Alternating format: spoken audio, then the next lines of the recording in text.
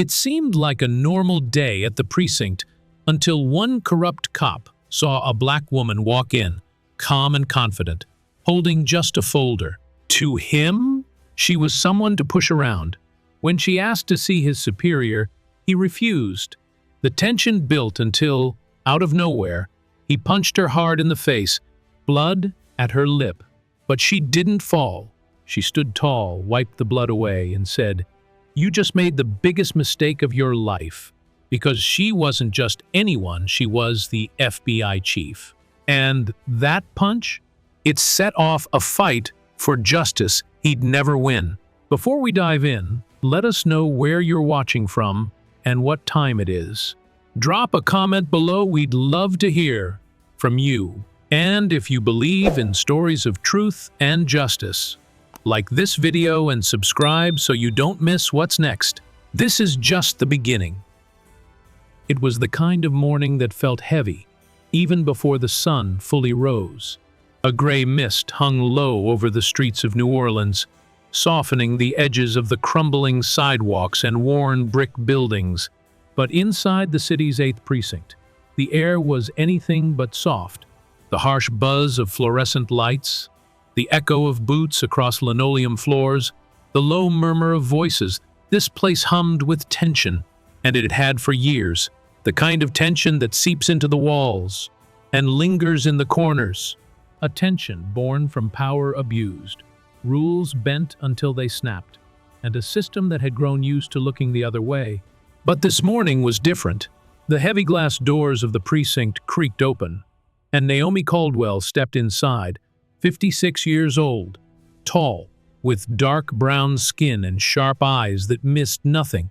Her hair, streaked with silver, was pulled back into a neat, low bun.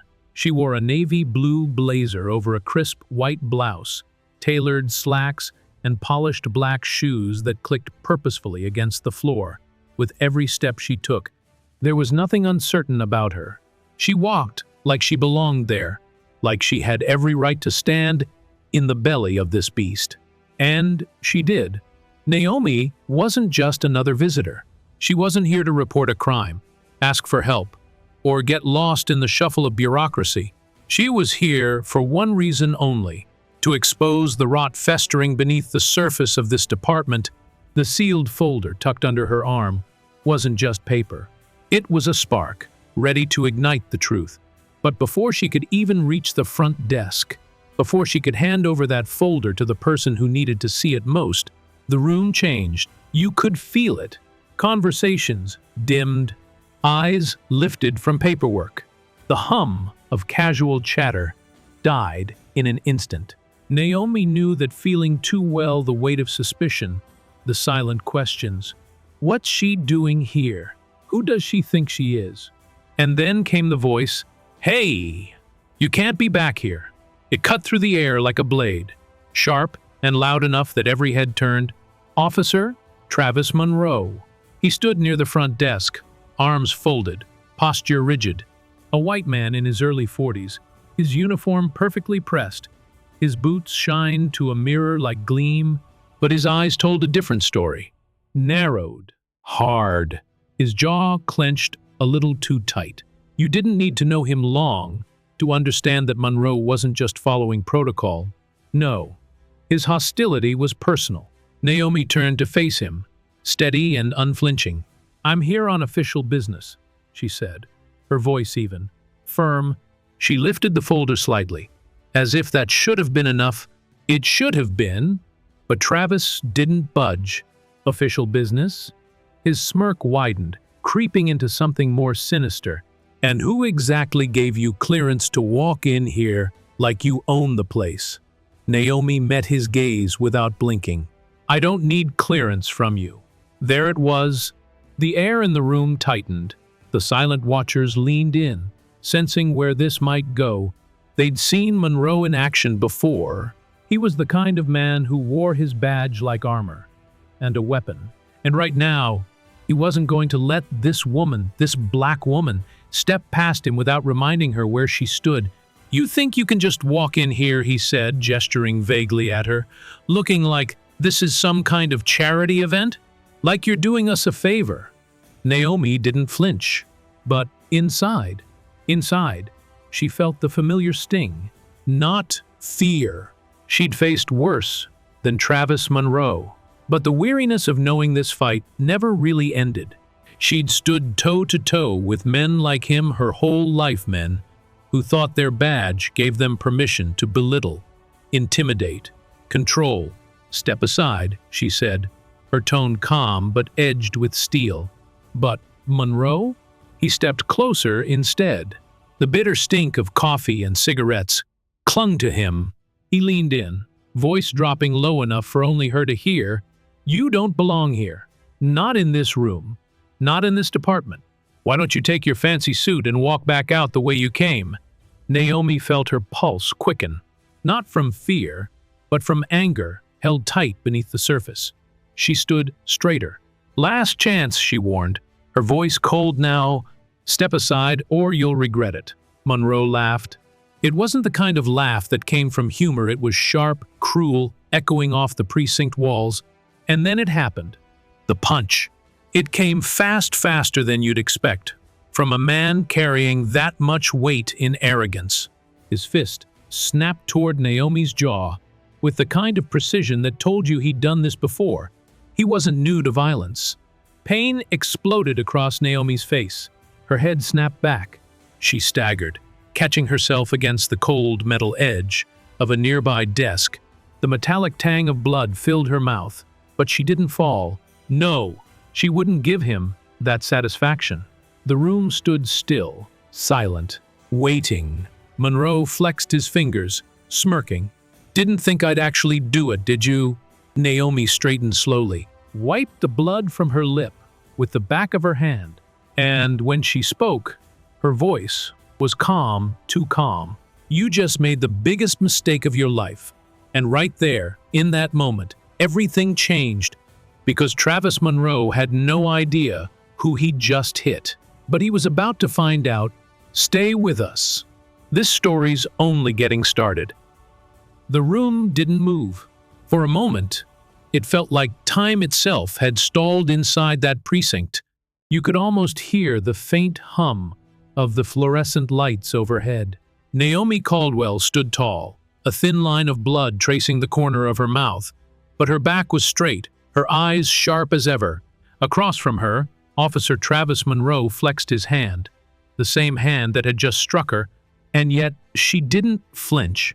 Now, if Monroe had been smarter, or maybe just a little less arrogant, he would have taken that as a sign to stop, to step back, to realize that whatever line he'd just crossed, it wasn't one he could undo.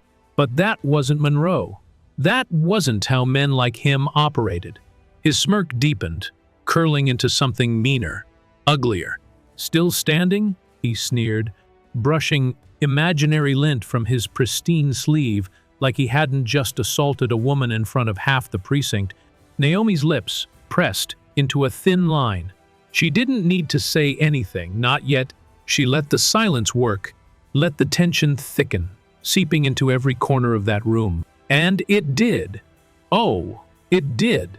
You could feel the eyes of the other officers burning against her back, watching closely, some curious, some indifferent, and some knowing exactly what kind of man Travis Monroe was and choosing, as always, to stay quiet. But Naomi wasn't here to stay quiet. She took a step forward, slow, deliberate. The click of her polished shoes echoed sharply across the linoleum floor. She didn't rush it, didn't need to. Her eyes locked on Monroe, like a hawk sizing up prey. "You really don't know who I am, do you?" she asked, her voice low, steady. Monroe opened his mouth, ready to toss back some snide remark, but he stopped, hesitated. And that, right there, that brief flicker of doubt in his eyes, that was the first crack in his armor. "I know exactly what I see," he spat, puffing out his chest. "Another suit walking in here thinking they're better than the rest of us." Naomi tilted her head, almost like she was studying him, dissecting him. And she could have said it right then. She could have ended the game, pulled out her badge, and shattered whatever illusion Monroe thought he was living in. But that wasn't her style. Instead, she let it hang there between them, the not knowing, the uncertainty. She'd learned long ago that sometimes the greatest power you hold over a man like Travis Monroe is letting him stew in his own ignorance. And stew he did behind them. The precinct's front doors swung open with a sharp creak, breaking the moment. A man in plain clothes walked in, scanning the room. His eyes landed on Naomi, and his whole demeanor shifted. Respectful, almost deferential. "Ma'am," he said quickly, nodding. "Everything all right?" Monroe whipped his head around, blinking. "Ma'am?" His voice cracked just a little. Naomi didn't answer. Not right away. She turned slightly, enough to address the man, but keeping Monroe in her peripheral vision. "Tell the precinct commander," she said, calm and composed. "I'll be handling this situation personally." The plainclothes officer nodded once. No questions asked. He turned and walked away, leaving the door ajar behind him. And that, right there, was the moment Travis Monroe began to sweat. He licked his lips, shifting awkwardly. His hand twitched near the edge of his duty belt, like reaching for something, anything that could help him take back control of this moment. But the power in the room had shifted. Naomi could feel it. Monroe could feel it. "You're bluffing," he muttered, though his voice lacked the bite it had just minutes ago. "You think you can walk in here and intimidate me?" Naomi stepped closer again, closing the distance between them. She didn't raise her voice. She didn't have to. When she spoke, it was quiet enough that only he could hear, but sharp enough to cut through him like glass. "You still don't know, do you?" she whispered. "You don't know who I am, but you're about to." Monroe swallowed hard. He wanted to lash out again. You could see it in the tightening of his jaw, the flare of his nostrils, but that seed of doubt? It had taken root. His confidence wavered. His posture shifted, shoulders hunching just slightly, no longer towering with the same arrogance as before. The silence stretched between them, thick with tension, the kind that makes your skin prickle, and all around them, the other officers kept their heads down, pretending they weren't watching, pretending they didn't hear. But every one of them knew this wasn't just a spat between two people anymore. This was something else, something bigger. Monroe cleared his throat, trying to regain footing. "I don't care who you are," he snapped, but his voice cracked again, betraying him. "You don't belong here." Naomi smiled then, a slow, knowing smile. She leaned in, her voice dropping to a whisper that carried the weight of steel. "You're right about one thing," she said softly. "I don't belong here, but I'm here anyway. And I'm not going anywhere." Monroe recoiled slightly, his bravado buckling under the weight of her calm resolve.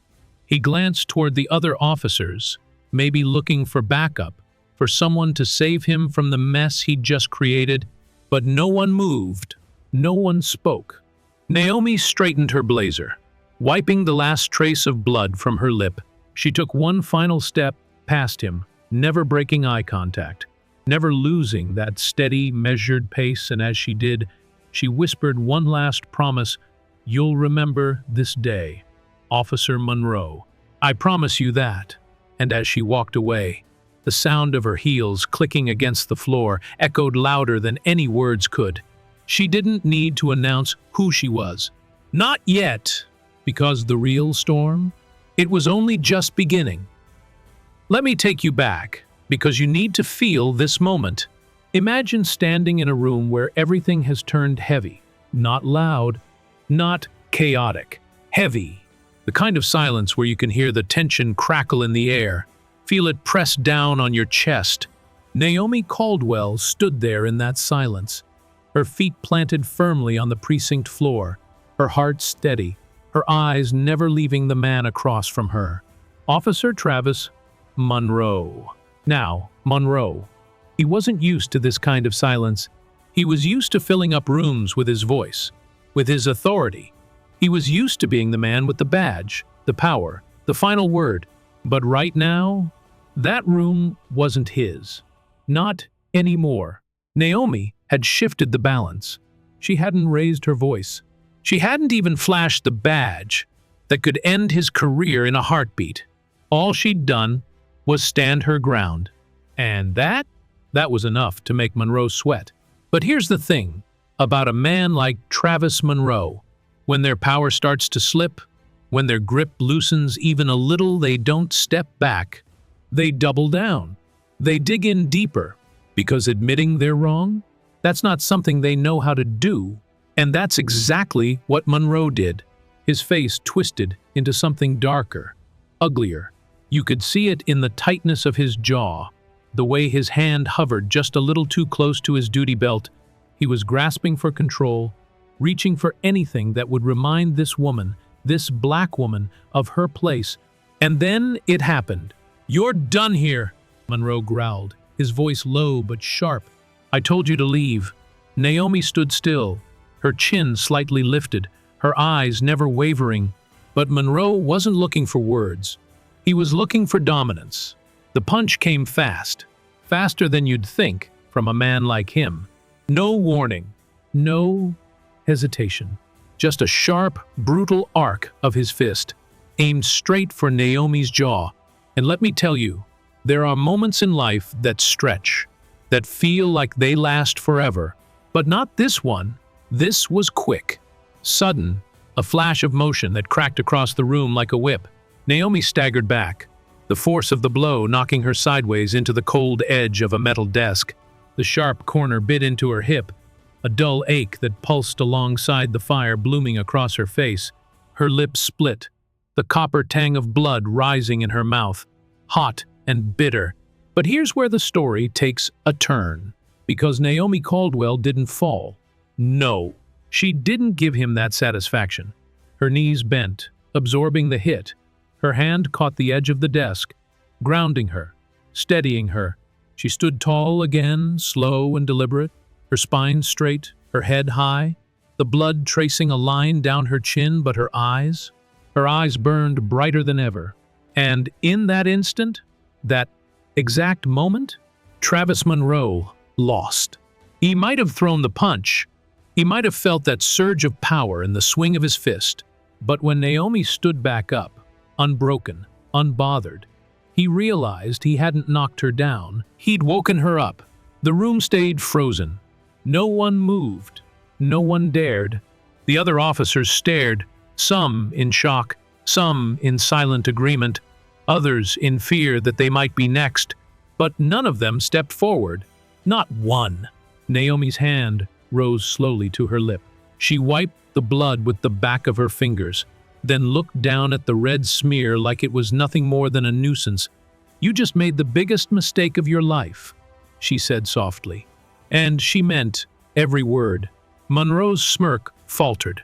For the first time, you could see the uncertainty in his eyes, the cracks forming in that wall of arrogance he'd built so high. But he wasn't ready to give up the fight. Men like him? They never are. "You think you can threaten me?" Monroe sneered, taking a step forward, squaring his shoulders again. "I'll have you in cuffs before you know what hit you." Naomi didn't move. She didn't even blink. And that's the thing about real power. You don't need to shout. You don't need to swing back. Real power speaks in silence, in calm. It stands tall when someone tries to tear it down. She took one step closer. "I'm not the one who should be worried about cuffs," she said, her voice low but clear. Monroe's hands clenched into fists at his sides. His breathing grew heavier, the color rising in his face. He was on the edge now, teetering between rage and fear. And then the door to the precinct creaked open again. A different officer, this one younger, maybe in his late 20s, wearing plain clothes, but with the badge clipped to his belt, stepped inside. He froze at the sight before him, the tension thick enough to cut. Naomi's bleeding lip, Monroe's fists tight and ready. But he wasn't confused, not for long. "Ma'am," the young officer said, his voice dipping into respect as he spoke. "Are you okay?" Monroe turned, his eyes wide. "Ma'am," he repeated, his voice cracking. Naomi stayed steady. "Tell your commander I'll be handling this matter personally." The younger officer nodded, no hesitation, and stepped out again. And Monroe? That's when it hit him. That flicker of doubt turned into a wave of realization. She wasn't some lost civilian. She wasn't some paper pusher sent here on errands. No, she was something far more dangerous to a man like him. She was the one person who could tear his whole world apart. His mouth opened, maybe to apologize, maybe to spin some excuse. But Naomi? She wasn't done. She leaned in, closing the space between them, so only he could hear. "You don't know who I am yet," she whispered. "But you will. And when you do, it'll already be too late for you." And with that, Naomi turned. Her heels clicked against the floor as she walked away, leaving Travis Monroe standing there, fists clenched, face flushed, the weight of his mistake settling in around him. But make no mistake, this wasn't over. Not for Naomi, not for Monroe. This was just the beginning. And trust me, you're going to want to see what happens next.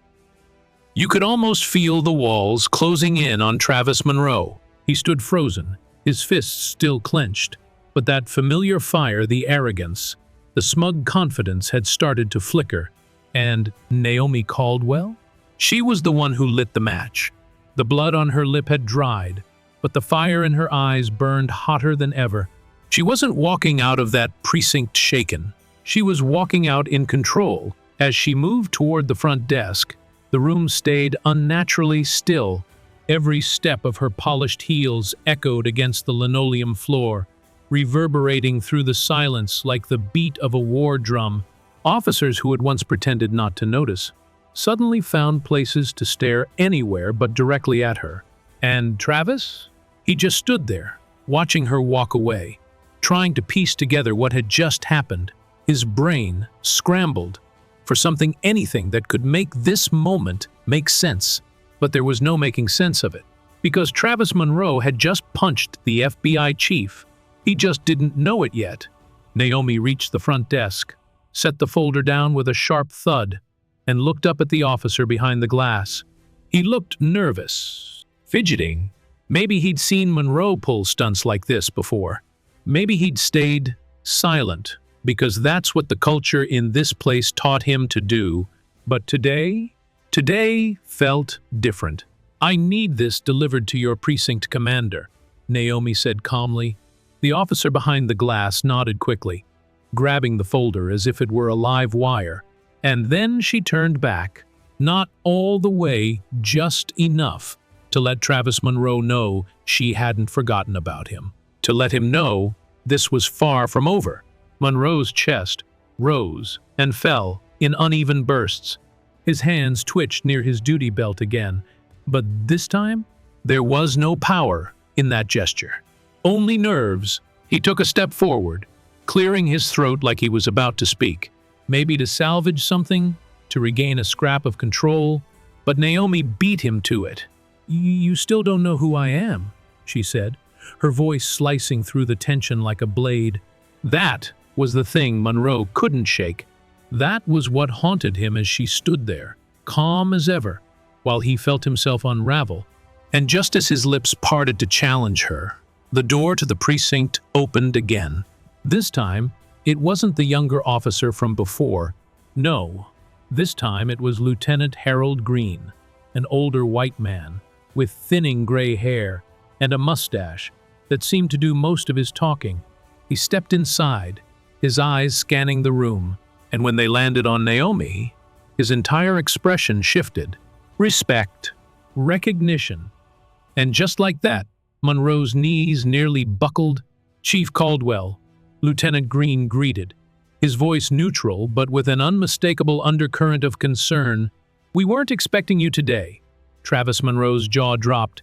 "Chief? Chief Caldwell?" He snapped his head toward Naomi, his eyes wide, his world spinning. Naomi offered Green a polite nod, though her gaze never left Monroe. "Change of plans," she said smoothly. And that was the moment the bottom dropped out from under Monroe. His face paled, and the sweat that had started to bead at his temple began to run in earnest. Because now he understood this wasn't some random woman with a clipboard. This was the director of the FBI's Internal Affairs Division, the woman with the authority to dismantle his career, brick by brick. Lieutenant Green glanced between Naomi and Monroe, reading the situation faster than Monroe could catch his breath. His face tightened. "Officer Monroe," Green said slowly, "is there something I should be aware of?" Monroe scrambled for words. His mouth opened, closed, opened again, but nothing coherent came out. Naomi didn't give him the chance. "No need to explain," she cut in, her voice smooth as silk but sharp enough to leave a mark. "Officer Monroe and I had a brief misunderstanding." Green looked uneasy, shifting his weight, glancing again at Monroe. "I see," he muttered, though it was clear he didn't. "Not yet." Naomi turned back to Green, fully now. "But rest assured," she continued, "I'll be addressing this misunderstanding through the proper channels." Monroe's throat bobbed as he swallowed hard. Lieutenant Green cleared his throat, his voice tight. "Chief Caldwell, may I escort you to my office?" Naomi nodded. "I'll join you in a moment." Green hesitated, casting one last wary glance at Monroe before stepping out of the room, and now it was just the two of them again. Naomi stood silent for a long moment, letting the weight of her title settle in, letting Monroe feel every inch of the hole he'd just dug for himself. "I told you you'd remember this day," Naomi said quietly, her eyes locking onto his like steel. Monroe's shoulders slumped, the fight draining from him, but the fear stayed. "And Naomi?" She turned on her heel and walked away without another word. The door to Lieutenant Green's office clicked shut behind her, but Monroe stayed rooted to the spot, staring at that door like it was the entrance to his own personal hell. Because now he knew exactly who Naomi Caldwell was, and what she was capable of. But here's the thing. That was just the beginning. Travis Monroe thought he'd landed the first blow, that his punch had made him the winner in this fight. But Naomi Caldwell? She was playing the long game. And, trust me, Monroe was about to find out just how far that game would go. You ever watch a man realize his world is about to fall apart? It doesn't happen all at once. No, it starts with a flicker of doubt, a crack in the armor. And, for Officer Travis Monroe, that crack was growing wider by the second. Naomi Caldwell, the FBI chief he'd just assaulted, had stepped into Lieutenant Green's office without so much as raising her voice. But Travis? He stood there in the middle of the precinct, frozen. His hands trembled at his sides, his jaw clenched so tight it looked like it might snap. His mind raced through every excuse, every defense he could spin, but deep down, he knew the hole he was standing in was one he'd dug all by himself. But Monroe wasn't the only one feeling the shift. The precinct itself had gone silent again. The same officers who'd been content to let the scene unfold just minutes ago now traded glances, muttering under their breath. Some eyes flicked to Monroe, their expressions uneasy. Maybe they knew what kind of man he was. Maybe they'd seen him cross the line before. But now they understood the line he'd crossed was one he couldn't walk back from. In the corner of the room, Captain Wesley Riley stepped out from his office. A man in his early 50s, Riley was thick-set, balding, and carried himself like someone who'd been sitting on the same throne for too long. His tie hung loose around his neck, and his badge gleamed just enough to remind you who was in charge. But his eyes told the real story, sharp, calculating. He looked at Monroe, then toward Green's office, then back at Monroe. "What the hell's going on?" Riley asked, his voice low but laced with irritation. Monroe swallowed hard, his throat dry. He opened his mouth, but no words came out. Riley narrowed his eyes, stepping closer. I said, "What's going on?" Monroe glanced toward the closed door where Naomi and Green had disappeared. She's FBI, he muttered, his voice barely audible. Riley blinked. "Come again." "She's FBI," Monroe repeated, his voice cracking under the weight of it. "She's the chief." For the first time, Riley's confident mask slipped, his jaw tightened, his eyes darting back toward the office. He knew exactly what that meant. Monroe hadn't just picked a fight with some random federal agent. No, he'd just assaulted the woman who had the power to tear the entire precinct apart, brick by brick. Riley's mind raced faster than Monroe's. Damage control. That was the only thing that mattered now. "Listen to me," Riley hissed, grabbing Monroe by the arm and yanking him closer. "You keep your mouth shut. You don't say a damn thing to anyone until I tell you. Do you understand me?" Monroe nodded, but his eyes were wide, his breathing shallow. He wasn't built for this. Monroe knew how to throw his weight around, sure, but when the walls closed in, he folded. Riley let go of his arm and took a step back, his mind working overtime. He couldn't afford a scandal. Not now, not with everything else already bubbling beneath the surface. And there was plenty beneath the surface. Naomi Caldwell wasn't here by accident. She didn't just wander into this precinct on a whim. No, she'd come for a reason, and Riley knew it. For months, there'd been whispers, investigations into misconduct, rumors of reports going missing, complaints buried so deep they might as well have been tossed in the bayou. Riley had kept it all under control, kept it quiet. But Naomi Caldwell? She was a different beast. And now she'd gotten a front row seat to exactly how far his officers were willing to go. Inside Green's office, Naomi sat calmly across from the lieutenant. Green shifted uncomfortably in his chair, the weight of what just happened settling heavy on his shoulders. He was no fool. He knew Riley ran this place like his own personal fiefdom. But this wasn't just going to be swept under the rug. "Chief Caldwell," Green started, clearing his throat, "I want to apologize for what happened out there." Naomi raised a hand, stopping him. "This isn't about apologies, Lieutenant," she said evenly. "This is about accountability." Green swallowed hard. "I understand. I hope you do," Naomi replied, leaning forward just slightly, "because this isn't just about Officer Monroe. He's a symptom. But I'm here for the disease." Green blinked, feeling the weight of her words. Naomi leaned back, her expression calm but unyielding. "I'm launching a full-scale investigation into this precinct," she continued. "Every report, every complaint, every officer. If there's corruption here, and from what I've seen, it's coming down." Green exhaled slowly, his shoulders slumping just a bit. He knew better than to fight her on this. But outside that office, Riley was already planning his next move. The captain pulled Monroe aside again, dragging him into a corner near the locker room, away from prying eyes. "Listen to me carefully," Riley said, his voice low, dangerous. "We're gonna make this right. You hear me? You'll follow my lead.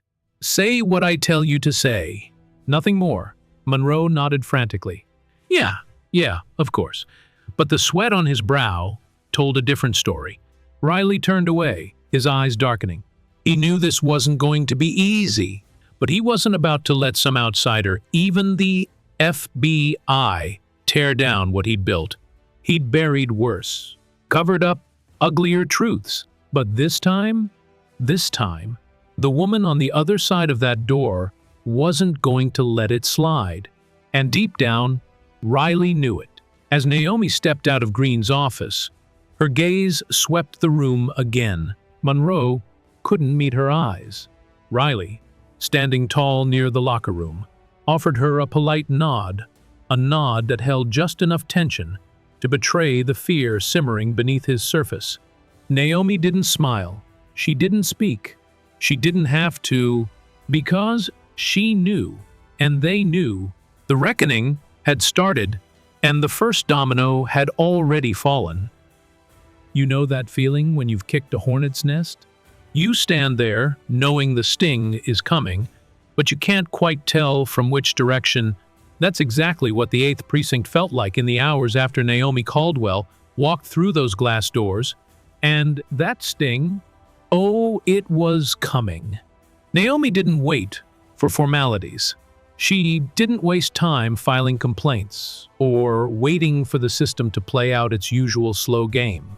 No, she had work to do, and she wasn't about to let Monroe's cheap shot or Riley's forced civility throw her off course, because Naomi had come to New Orleans with a mission, and she was about to make her next move. Hours after the confrontation, Naomi sat in a dimly lit cafe just a few blocks from the precinct. Her jaw still ached, the bruise forming beneath her foundation, but she barely noticed it.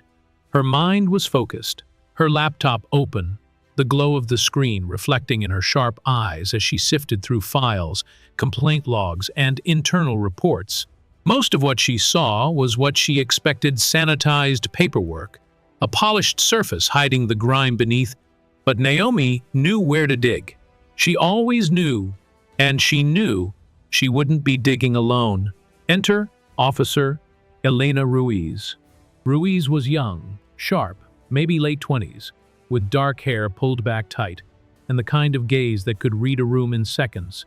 She'd been on Naomi's radar for months, flagged as someone who didn't quite fit in with the rest of the precinct's culture, the kind of officer who kept her head down, but hadn't yet lost her conscience. Naomi sent her a message that afternoon, simple and direct. Meet me, same cafe, 7 p.m. Come alone. And at 7:02, Elena walked through the door. She spotted Naomi in the back corner, her blazer off now. The sleeves of her blouse rolled to the elbows, her posture relaxed, but her eyes sharp as ever. Chief Caldwell, Elena greeted softly, sliding into the seat across from her. "Call me Naomi," she replied, her tone warm but focused. Elena hesitated, glancing around before leaning in closer. "I saw what happened today." Naomi smiled faintly. "I figured you did." There was a long pause. Elena's fingers drummed nervously against the table. "I've seen Monroe pull stunts like that before," she said quietly. "But not like today. Not with someone like you." Naomi tilted her head. "And Riley?" Elena's eyes darkened. "Riley's worse. Monroe's just a weapon. Riley's the hand holding it." That was all Naomi needed to hear. She leaned in, lowering her voice. "I'm here to take this place apart, Elena, brick by brick. But I need help. Someone on the inside." Elena froze for a moment, the weight of those words settling on her. She looked down at the table, then back at Naomi. "You know what you're asking, right? You're asking me to go against the entire department, against Riley. I'm asking you to do what's right," Naomi said softly. "I know it's not easy. I know the cost. But if we don't stand up, nothing changes." Elena's jaw tightened. She swallowed hard. "I've got family here," she whispered. "I've got a career I worked my ass off for. Riley could end that in a heartbeat." Naomi reached across the table, her voice gentle but steady. "I'm not asking you to blow the whistle tomorrow. I'm asking you to help me find the cracks. Show me where to dig. Give me a shot at bringing this whole thing down." Elena stared at her for a long moment, weighing the fear against the truth. She'd felt it for years, the sickness in the precinct, the silent code that kept people like Monroe and Riley safe while everyone else looked the other way. And finally, she nodded. "I'll help," Elena whispered, "but we have to be careful. Riley's got eyes everywhere." Naomi leaned back, her smile small but genuine. "Good. We'll be careful. Start with the complaints, any internal reports that never made it up the chain. Anything that disappeared." Elena nodded, her mind already racing. "I know where some of those files are kept. Off the books. Storage room in the basement. Riley's personal stash." Naomi's eyes narrowed, her pulse quickening. "Can you get me in?" Elena hesitated. "Not tonight, but I can get you a window. Tomorrow, late maybe midnight. No one will be around." Naomi nodded. "Set it up." As Elena stood to leave, she paused, glancing back at Naomi. "You're really going to do this, aren't you? Tear the whole thing down." Naomi met her gaze without blinking. Every last brick. Elena gave a faint smile. The first real one Naomi had seen from her. "I'll see you tomorrow." And with that, the plan was in motion. Naomi spent the rest of that night mapping out her strategy. She knew Riley wasn't some sloppy thug he'd buried his tracks deep. But if Elena could show her where to look, Naomi would find the rot. She always did. Because here's the thing about corruption. It thinks it can hide. It thinks that if it buries the evidence deep enough, silences the right people, it'll never get caught. But Naomi Caldwell, she knew how to dig. And by the time she was done, Riley wouldn't just be worried about a single assault charge. He'd be worried about losing everything. So stay with us. The walls of the 8th Precinct are starting to shake. And trust me, they're about to come crashing down. There's a certain kind of quiet that settles in a place where no one's supposed to be, the kind of quiet that feels too still, too thick. That's the kind of quiet Naomi Caldwell stepped into when she pushed open the heavy door to the precinct's basement storage room. Midnight, just like Elena promised. No one around, no voices, no footsteps, just the steady hum of the old overhead lights flickering against the peeling paint and cracked concrete. The walls down here were lined with metal shelves, sagging under the weight of dusty boxes and forgotten files, evidence that someone wanted buried, both literally and figuratively. Naomi moved quickly, but carefully. Her shoes made no sound, soft soles, built for exactly this kind of work. She wore gloves, not just for fingerprints, but because something about this place felt dirty, in a way soap couldn't fix. Elena had been clear. The cabinet Naomi needed was tucked into the far left corner, marked inactive.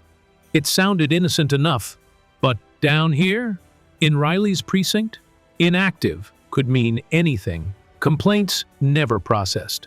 Evidence never submitted. Crimes left unsolved because they were never meant to be solved. Naomi made her way through the rows of shelves, her breath steady, her pulse calm. She wasn't new to this. She'd spent years digging through rooms just like this, peeling back layers of rot in departments that had forgotten what justice was supposed to mean. But even now, with all her experience, there was something about this room that felt different. It felt darker. She reached the cabinet, just as Elena described. Old, metal, the paint chipped and rusting at the edges. The drawer handles were worn smooth from years of use, or maybe from years of attempts to keep them closed. Naomi knelt down, pulling open the bottom drawer first. And there it was, a thick stack of files. No labels, no order, just tossed together like someone wanted to forget they ever existed. But Naomi didn't forget. She flipped through them, page by page, scanning the names, the dates, the complaints. It was worse than she thought. Falsified reports, coerced witness statements, complaints filed against officers, against Monroe, against Riley that had never seen the light of day. She pulled out her phone, snapping photos of everything, every page, every damning detail. These weren't just bad apples. This was a system built to protect them, a system that didn't care about the people it was supposed to serve. And Naomi? She was about to bring it all down. She reached for another file thicker than the rest. A name jumped out at her, Deshaun Miller. She paused. That name had come up in an earlier report, back when she first started looking into this precinct. A young man arrested for resisting, beaten so badly he spent weeks in the hospital. But the charges? Dropped. No one knew why. No follow-up. No accountability. And now, here it was, a statement from a witness who'd seen everything, a neighbor who'd filed a complaint that somehow never made it past this basement. Naomi snapped more photos, flipping faster now, driven by that familiar mix of anger and determination. This was the proof she needed. But then, a sound, footsteps, slow, heavy. Coming down the stairs, Naomi froze. Her heart rate kicked up, but her hands stayed steady. She shut the drawer, slid the files back, and ducked behind a stack of crates at the end of the aisle. She pressed herself into the shadows, her breath low and controlled. The footsteps drew closer, echoing through the concrete walls. And then, there he was, Travis Monroe. His silhouette filled the doorway, his posture tense, his head turning slowly as he scanned the room. His flashlight beam cut through the dark, slicing across the shelves, lingering just long enough to make Naomi's pulse thrum louder in her ears. Monroe muttered something under his breath, something Naomi couldn't quite catch. But the tone? That was clear. Frustration, paranoia. He moved toward the cabinet, the same one Naomi had just closed, and yanked open the drawer. His fingers rifled through the files, flipping them roughly, the sound sharp in the silence. "Damn it," Monroe hissed, slamming the drawer shut. Naomi stayed still, her body pressed tight against the cold wall of crates. She couldn't afford to be caught, not now, not with the evidence on her phone. Monroe paced for a moment, the light from his flashlight bouncing wildly off the walls. His breathing was heavy, uneven. He knew something was wrong. Maybe he'd sensed someone was here. Maybe he'd caught wind that the house of cards was starting to shake. But after a few long, tense minutes, Monroe turned, his boots pounding the floor as he stormed back up the stairs. The door slammed behind him, the echo rattling down through the basement. Naomi waited. 30 seconds. A full minute. She counted every breath before she stood, her knees stiff from crouching in the dark. She slid her phone back into her pocket, glanced once more at the cabinet. There was more here, but tonight wasn't the night to push her luck. She retraced her steps, careful not to leave a trace, her mind already spinning with what she'd found and what she hadn't yet uncovered. Back out into the cool night air, Naomi let herself breathe deeply for the first time in what felt like hours. The streets were quiet, the city asleep, but beneath the surface, the storm was coming. She pulled out her phone, scrolling through the photos. They were good, but not enough. Not yet. This was just the start of the rot. Monroe? He wasn't acting alone, and Naomi Caldwell wasn't leaving until she ripped up every last root of corruption in that precinct. Stay tuned, because the fight, it's just heating up. Let me paint the scene for you. Naomi Caldwell stepped out of the precinct basement that night, the air outside cool against her face, but the weight of what she'd uncovered burning hot in her chest. Her phone, packed with photos of buried complaints and falsified reports, felt heavier than ever in her pocket. It was the first crack in the dam, and she knew when it broke, the flood was going to sweep everyone away. But that crack? It wasn't wide enough yet, because deep down, Naomi understood this wasn't just about Monroe. This wasn't even just about Riley. Those files told one story, but the truth? The truth was buried deeper. There were more names, more hands in the pot. And Monroe's visit to the basement that night? That told Naomi everything she needed to know. He was scared, scared enough to come down and check if his secrets were still safe. But here's the thing about fear, it makes people sloppy. The next morning, Naomi was back at the precinct, walking through those glass doors like she owned the place. Her lip was healing, the bruise now a faint shadow beneath her makeup. But her presence? Stronger than ever. She carried herself with the quiet confidence of someone who held the cards, even if no one else at the table knew it yet. The precinct buzzed with uneasy energy. Officers glanced up from their desks as she passed, eyes quickly darting away, conversations cut short. The message was clear. They knew something was happening. They just didn't know how close it was. But Travis Monroe? Oh, he knew. Naomi spotted him near the records desk, rifling through folders, like a man digging his own grave. His hands moved fast, too fast, his movements sharp and frantic. And when his eyes met hers across the room, that flicker of panic came rushing back. "Morning, Officer Monroe," Naomi called out, her tone smooth, casual. Monroe straightened, swallowing hard, forcing a smile that didn't reach his eyes. "Chief Caldwell," he replied, voice tight. "What can I do for you?" Naomi stepped closer, folding her arms as she leaned casually against the desk. "I was about to ask you the same thing. You seem pretty busy this morning," Monroe laughed, but it was hollow. "Just cleaning up some old cases. You know how it is, keeping things tidy." Naomi's smile tightened. "Tidy? Sure."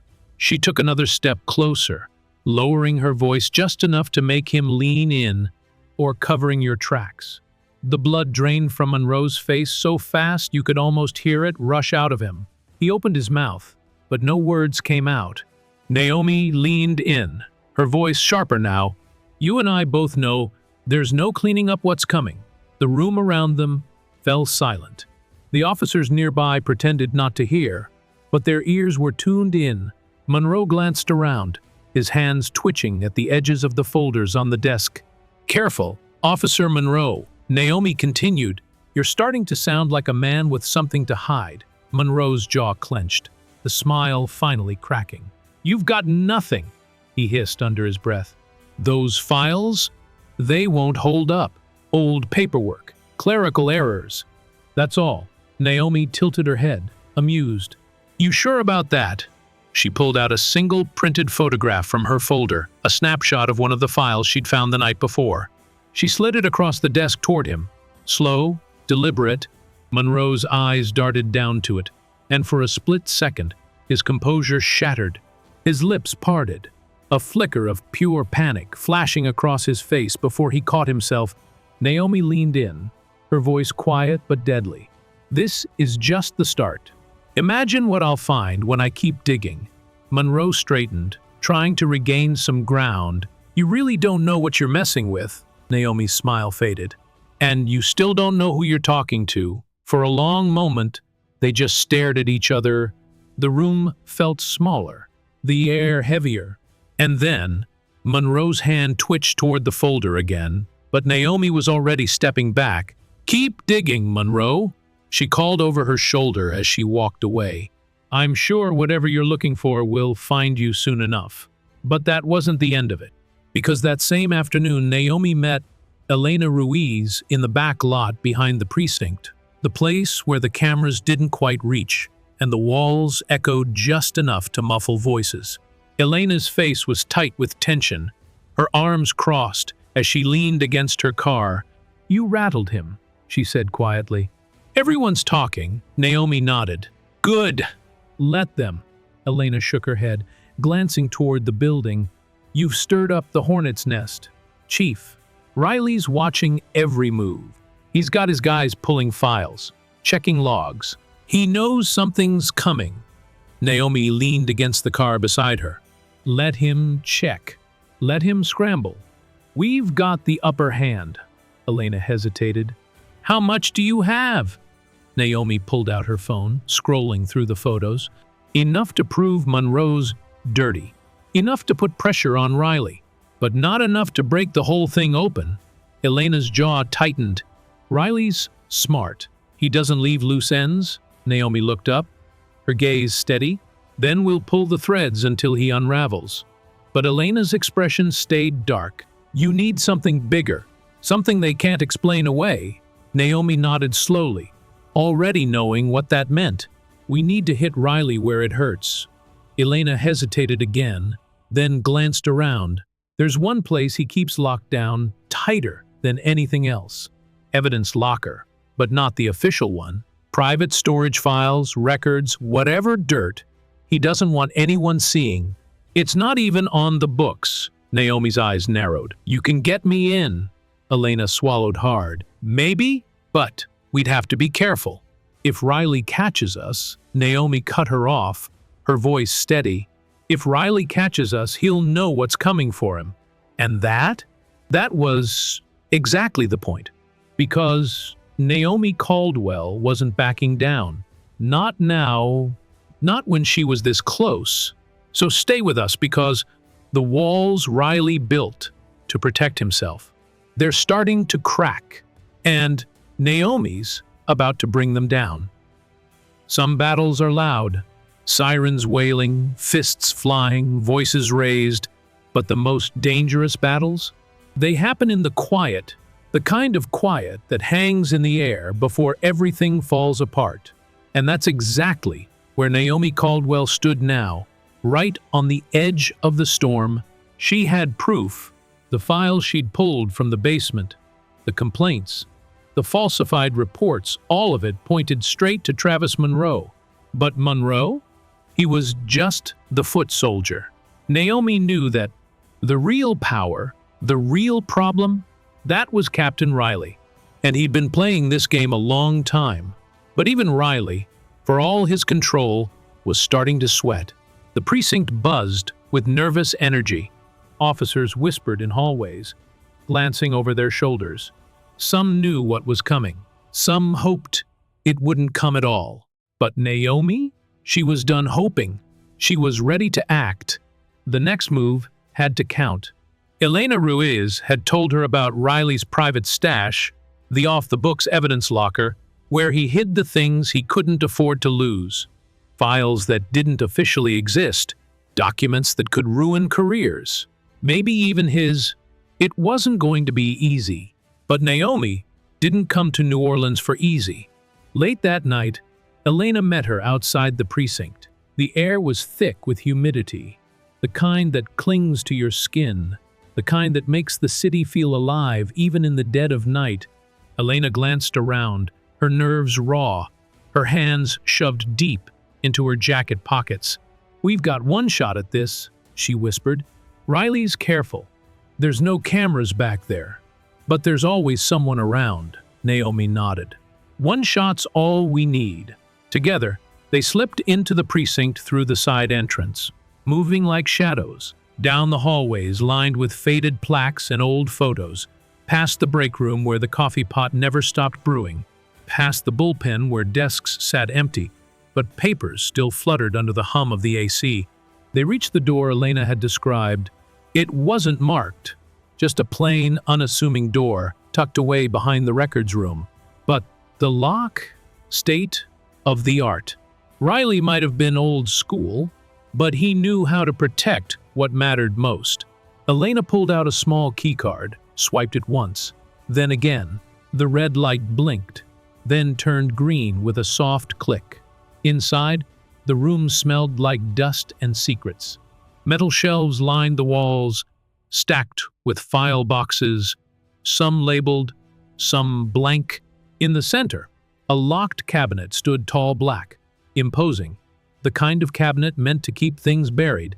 Naomi moved fast, gloves on, tools ready. She picked the lock, the soft click of tumblers falling into place, breaking the silence, and then the drawer slid open. Inside, gold, files, reports, photos, names, and not just Monroe's. These files tied Riley to it all. Bribes, cover-ups, payoffs to keep people quiet, names of civilians, officers, even city officials. The rot wasn't just in the precinct, it ran through the city like a disease. Naomi snapped photo after photo, her hands steady, her breath calm. Every page was another nail in Riley's coffin, but halfway through, a sound, footsteps, heavy, purposeful. Naomi and Elena froze, exchanging a glance that said everything without a word. Someone was coming, and they weren't supposed to be here. Naomi shut the drawer, slipped her phone into her pocket. Elena moved to the door, cracking it open just enough to peek through. "It's Riley," she hissed, her voice sharp with panic. "He's headed this way." Naomi's mind raced. They couldn't be caught. Not now. Not with what they had. She glanced around, spotting a narrow storage alcove near the back of the room, hidden behind a stack of file boxes. She grabbed Elena's arm, pulling her into the shadows. Just as the door creaked open, Riley stepped inside. And if Monroe had been on edge, Riley was on fire. His jaw clenched, his eyes scanning the room like a predator. He moved straight to the cabinet, yanked it open, rifling through the files Naomi had just touched. He knew something was wrong. He could feel it. Riley cursed under his breath, slamming the drawer shut. He paced the room, muttering, his fists clenching and unclenching. "We've got a problem," he growled, pulling out his phone. Someone's been digging. Naomi and Elena stayed frozen, their breaths shallow, listening as Riley barked into the phone. "Monroe, get your act together," Riley snapped. "I don't care what she's got. We handle this our way. No loose ends." And there it was. Naomi didn't need to hear more. She'd heard enough. Riley wasn't planning on letting this play out in courtrooms or internal investigations. No, he was ready to take it to the streets, handle it his way. That made him dangerous. Riley stayed another minute, then stormed out, the door slamming behind him. Naomi waited. 1 beat. 2. She and Elena slipped out, back through the quiet hallways, their hearts pounding but their mission clear. By the next morning, Naomi was sitting across from Carla Jennings, the assistant U.S. attorney. Carla was sharp, no nonsense, the kind of woman who knew the value of hard evidence. Naomi laid it all out. The photos, the files, the names, every piece of the puzzle. Carla flipped through the photos, her expression hardening. "This is big," she said finally. "But Riley's going to fight." Naomi leaned forward. "Then we hit him first. Within hours, the warrant was signed. Federal agents descended on the precinct. No warning. No time to hide. Desks were cleared. Computers seized. Officers escorted out in stunned silence. The look on Riley's face when he realized the hammer had dropped? Priceless. Monroe was cuffed in front of the bullpen, his eyes wide, his mouth open but no words coming out. Riley tried to argue, his voice booming through the hallways, but Jennings was there, the warrant in her hand. "It's over, Captain," she said, her tone cold. Naomi stood at the center of it all, watching the empire crumble. But even as the dust settled, she knew this wasn't the end, because corruption like this, it runs deep. And Riley? He was just the start.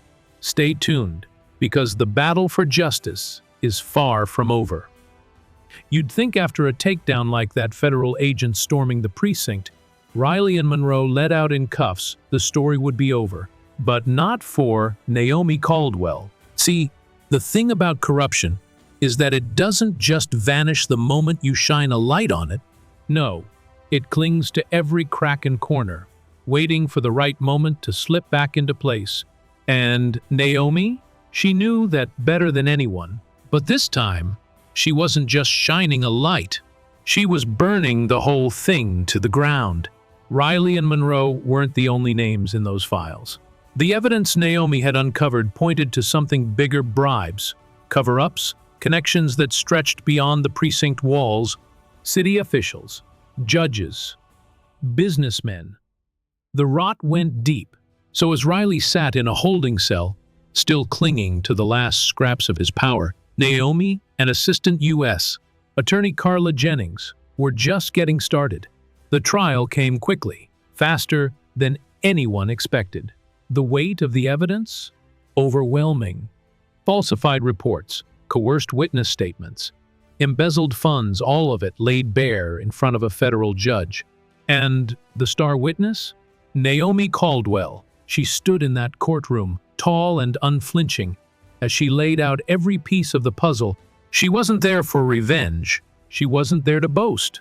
She was there for justice for every person the system had failed, for every complaint that had been buried in the basement, for every life ruined by men like Riley. Carla Jennings guided her through the testimony, piece by piece. Chief Caldwell, can you confirm that these documents were found in a secured, unauthorized storage area within the 8th Precinct? Yes, ma'am. And these documents include falsified reports, missing evidence logs, and internal complaints that were never processed.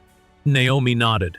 Every last one. In the courtroom, Riley sat stone-faced, but his hands trembled. His lawyer tried to object, tried to cast doubt, but it was useless. The evidence spoke louder than anyone in the room, but that wasn't the moment that broke him. No, that moment came when Travis Monroe took the stand. It was a gamble. Monroe wasn't exactly known for doing the right thing, but when faced with the possibility of spending the rest of his life behind bars, he folded. Monroe sat there, eyes down, hands clenched in his lap, as he testified against Riley. "He told me to do it," Monroe muttered, barely above a whisper. The room leaned in. "He told me to bury the complaints. Told me to rough up anyone who asked too many questions. If anyone pushed back, he handled it." Riley's head snapped toward Monroe, eyes wide, face red with fury. But Monroe didn't look at him. He kept his eyes on the table, shame etched into every line of his face. Carla pressed him, and Captain Riley authorized these actions. Monroe swallowed hard. Yes, it wasn't just a trial anymore. It was a reckoning. The closing arguments came, and Carla Jennings didn't hold back. "Ladies and gentlemen of the jury, this case is about more than one man. It's about a system that allowed him to thrive, a system that let Captain Riley bury the truth, silence the innocent, and protect the guilty. But today you have the power to say enough." And when the jury came back, it didn't take long. Guilty. On all counts.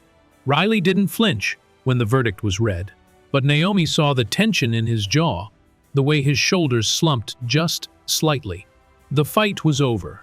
Or so it seemed, because as the dust settled, as Riley and Monroe were led out of the courtroom, something deeper stirred beneath the surface. Naomi knew it. Carla knew it. And soon, the whole city would know it. The files Naomi had found hinted at something bigger. Riley wasn't just a corrupt captain. He was a piece in a larger game. The names listed in those files weren't just cops. They were connected to City Hall, to business leaders, to people who pulled the real strings in New Orleans. A few weeks after the trial, Naomi sat across from Carla in her downtown office, the sun setting behind them, casting long shadows across the table. "It's not over," Naomi said, her voice steady. Carla nodded. "I know, but we've shaken the tree, and the fruits of that labor? They were coming fast. More subpoenas. More arrests. Officers, city officials, even a judge, all tied to Riley's network. The press exploded. Headlines filled the papers. FBI busts wide corruption ring in NOPD. Justice served. Captain Riley convicted. Naomi Caldwell's investigation sends shockwaves through New Orleans. But for Naomi, the biggest moment wasn't the headlines or the handcuffs. It was standing in the community center on the edge of town, surrounded by the people she'd fought for, the families who had lost loved ones to a broken system, the voices that had been silenced for too long. One woman, an elderly black mother with tears in her eyes, took Naomi's hands and held them tight. "My son filed a complaint here years ago," she whispered. Said an officer roughed him up. "They told him it was a clerical error," said the paperwork got lost. Naomi felt the weight of those words settle into her bones. "It's not lost anymore," she replied softly. That's what this was about. Not the trials, not the verdicts, but the people, the ones the system forgot. But Naomi? She didn't forget, and she wasn't done, because the fight for justice doesn't end with one man in handcuffs. It doesn't stop when the cameras turn off. Justice is a daily battle, a choice to stand up, even when it's hard, even when the system pushes back. Naomi Caldwell chose that fight every day. And as she stood in that community center, surrounded by the people who now saw her not just as a badge, not just as an agent, but as one of them, she knew it was worth it. So, to the ones who doubted her, to the ones who tried to break her, to the ones who thought this was a game, Naomi Caldwell had one message. This isn't over, not by a long shot. Stay tuned. The fight for justice is still burning. You know, stories like Naomi Caldwell's aren't just about taking down corruption, they're about something deeper. They remind us that standing up for what's right is never easy. It takes courage, it takes resolve. But if no one stands up, nothing changes. For many of you watching, you've seen injustice. You've lived through times when speaking out felt dangerous, when staying silent seemed safer, but silence? It gives power to the wrong people. Naomi's story teaches us that courage doesn't always shout sometimes. It's the quiet strength to hold your ground. And here's what I want you to remember. You are never too old to stand for justice. Your voice matters. Your wisdom and experience, they're powerful. They're what the world needs. So if you've ever felt like one person can't make a difference, think of Naomi. She stood alone at first, but her stand echoed far beyond those walls. And if this message spoke to you today, hit that like button, share it with someone who needs to hear it, and don't forget to subscribe for more stories that remind us of the power we all carry inside. Stay strong, stay informed, and as always, stay with us.